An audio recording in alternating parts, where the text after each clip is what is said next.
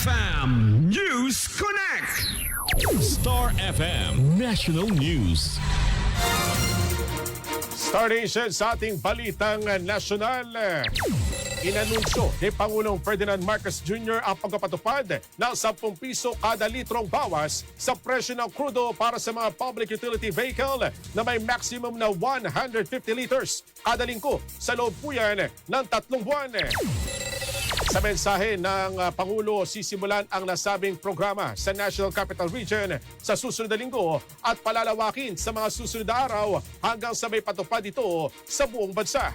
Layunin na nasabing akbang na mapapababa hindi lamang ang gastos sa transportasyon, kundi mapigilan din ang pagtaas ng presyo ng pagkain at iba pang pangunahing bilihin. Ipinaliwanag din ng Pangulo na ipatutupad din ang fuel subsidy sa mga lehitimong gasolinahan na aprobado at minomonitor ng Department of Energy upang matiyak na hindi ito maaabuso. Binigyan din ng punong ehekutibo na ang programa ay bahagi ng pagsisikap ng pamahalaan na mapanatili ang maayos na pamumuhay ng mga Pilipino at maprotektahan ang kanilang kapakanan. Samantala, muling nagpulong ang Uplift Committee sa Palasyo ng Malacanang upang talakayin ang pinakahuling developments sa Middle East at ang epekto nito sa bansa, lalo na sa patuloy na pagtaas ng presyo ng krudo. Bilang tugon, inanunsyo ng Pangulo na ipatutupad ng Department of Transportation ang Service Contracting Program simula April 15. Sa ilalim ng sabing programa, babayaran ng mga operator at driver ng 40 pesos hanggang 100 pesos kada kilometro. Ayon sa Pangulo, magkakaroon naman ng hindi bababa sa 20% discount ang mga consumer. Sa klaw ng programa, umigit kumulang 50,000 PUVs, 1,000 operators at aabot sa 15 milyong pasahero sa buong bansa. Tututok ito sa mga rutang konektado sa tren at pangunahing bus routes upang mapabuti ang daloy ng biyahe. Ipapatupad ang programa sa off-peak hours at lalagyan ng GPS monitoring ang mga sasakyan upang matiyak ang maayos at aktwal na serbisyo. Narito ang bahagi ng payag ni Pangulong Ferdinand Marcos Jr.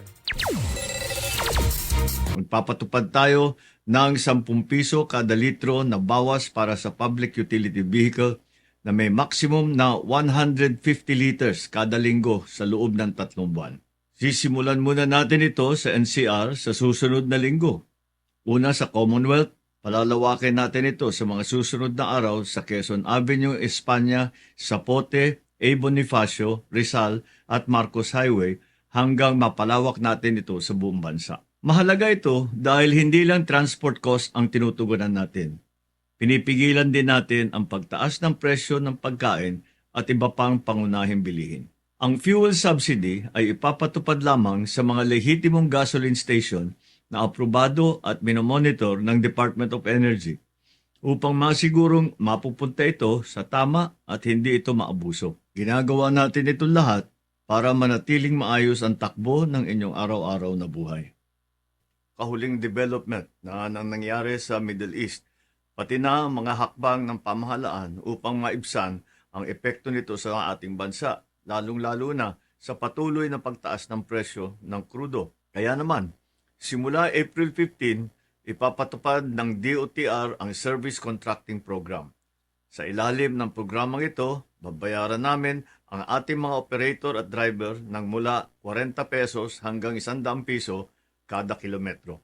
Dagdag ito sa kanilang kita mula sa pamasahe. Para naman sa mga commuter, may kasamang hindi bababa sa 20% na diskwento sa pamasahe. Ang mga ruta ay nakatuon sa mga lugar na may koneksyon sa tren at pangunahing mga bus route upang maging mas maayos, mabilis at maaasahan ang biyahe. Ipapatupad ito sa buong bansa.